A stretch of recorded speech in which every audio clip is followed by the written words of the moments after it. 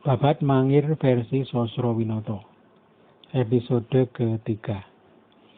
Ratna Pembayun mendapat tugas ke Mangir. Raden Ajeng Pembayun sudah dipanggil menghadap sang ayah. Kepada sang putri, Panembahan Senopati berkata manis disertai dengan bujuan. Duhai permata hatiku, aku mengutusmu mencari tumbal sarana keselamatan negeri untuk kesejahteraan para kawula Mataram. Si Mangir punya tombak pusaka dapur baru kuping yang sudah diramalkan menjadi pusaka kerajaan. Sudah kehendak Tuhan, engkaulah anakku yang ditakdirkan mengambilnya. Si Mangir sudah pasti akan menjadi jodohmu. Patuhilah perintah Tuhan yang Maha Suci. Perkara jodoh dan mati itu sudah pasti. Meski terhalang samudra dan gunung-gunung, tetap akan terjadi. Tak dapat dibendung manusia. Sang Ratna setelah mendengar perintah sang ayah seketika bergetar hatinya. Air mata deras mengalir. Hatinya dalam kebimbangan. Dalam hati berpikir, mengapa ayah menyuruh seorang gadis menempuh kerepotan? Bila terdengar orang banyak, sungguh akan ditertawakan. Mengapa ringan bobot seorang Panembahan Senopati? Punya ketakutan kepada orang dusun di Mangir. Sampai anak gadisnya disuruh menyusup ke pihak musuh. Namun sang Ratna kembali berpikir, bila tidak patuh kepada sang ayah, akan mendapat tulah. Apalagi ini perintah seorang ayah sekaligus perintah raja. Raja itu perwakilan Tuhan di bumi. Tidak boleh sekalipun ditentang perintahnya. Jangankan takut sakit, walau mati sekalipun akan kupatuhi. Untung dan celaka sudah ketetapan Tuhan yang tertulis dalam Lauhil Mahfuz. Manusia tinggal menjalani. Akhirnya sang Ratna hanya bisa pasrah atas semua yang akan terjadi. Sang Ratna Pembayun berkata, hamba siap sedia menjalankan perintah Paduka. Sang Raja berkata, anakku Nini Pembayun, sudah lazim seorang raja berat tanggung jawabnya. Engkau sebagai putra raja pun ikut memikul tanggung jawab yang berat itu. Aku sangat berterima kasih atas kesediaanmu memikul tanggung jawab ini. Engkau sudah ikut memikul singgasana Mataram agar tetap berdiri tegak. Ketahuilah anakku, sungguh berat menjadi seorang raja. Tak berhitung anak atau saudara. Kadang harus dikorbankan demi negara. Engkau yang masih gadis harus menjalani upaya sandi ke tempat musuh. Pandai-pandailah menjaga diri.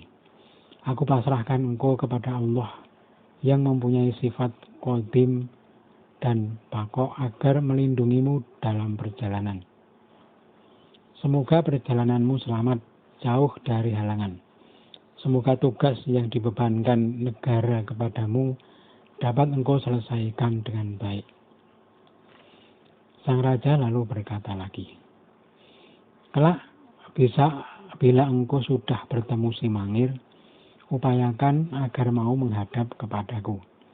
Jangan pernah engkau mau melayaninya sebelum keluar pernyataan kesetiaannya kepadaku.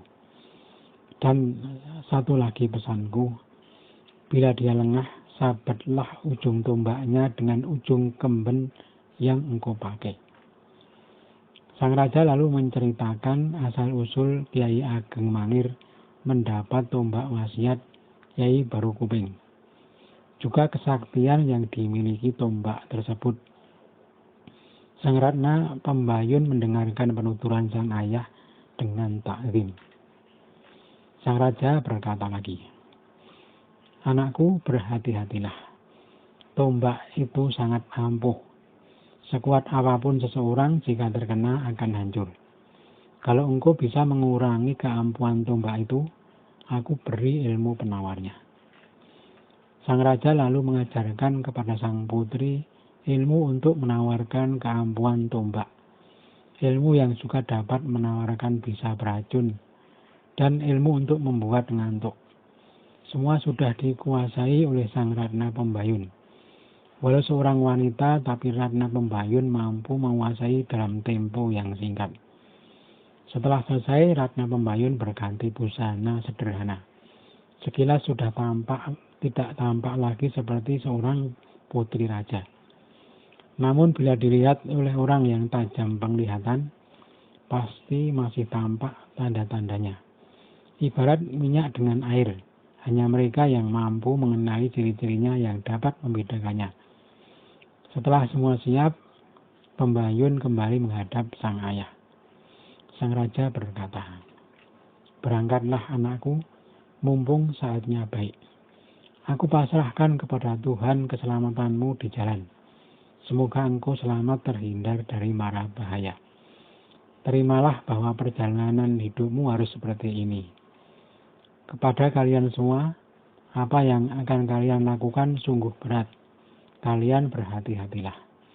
Semoga apa yang kalian lakukan hari ini semakin menambah kewibawaan negeri Mataram sehingga menjadi negeri besar kelak." Para punggawa sangat terkesan dengan perintah sang Panembahan. Mereka berkata, "Kami merasa selama ini tidak kurang mendapat belas kasih Paduka. Sudah selayaknya apa yang Paduka perintahkan, kami turut dan laksanakan dengan senang hati. Jika bukan karena belas kasih Paduka, kami semua tidak akan menjadi punggawa negeri.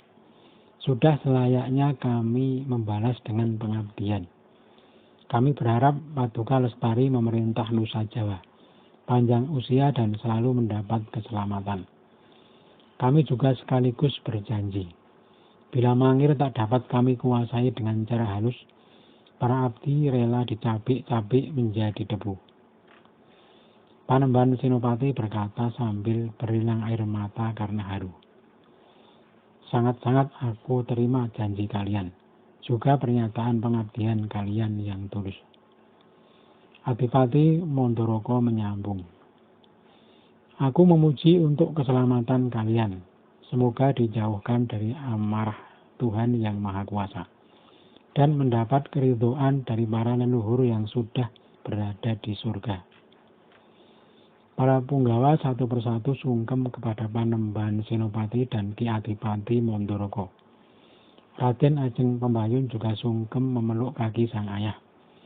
Panembahan Senopati lalu memberi sekotak wayang kulit dan gamelan berupa rebab, suling, gender, belencong, dan instrumen lain. Bendi Kiai Bicak yang semula berupa kempul kembali menjadi kempul sekaligus pertanda. Jika Kiai Bicak ditabuh berbunyi menggema ke angkasa, tanda akan menang perang. Sang raja lalu memberi bekal berupa harta benda. Mereka pun berangkat dengan cara menyamar. Sang raja lalu berkata kepada Adipati Mandoroko, "Paman, umumkan kepada seluruh kawula Mataram, barang siapa dapat menemukan anak perempuanku yang hilang dari Kedaton, dialah yang ditakdirkan akan menjadi suaminya." Adipati Mandoroko lalu memerintahkan para punggawa untuk mengundangkan pengumuman dari sang raja. Ki Adipati juga menjalankan prajurit sandi untuk menjaga keselamatan perjalanan Raden Ajeng Pembayun dari jauh.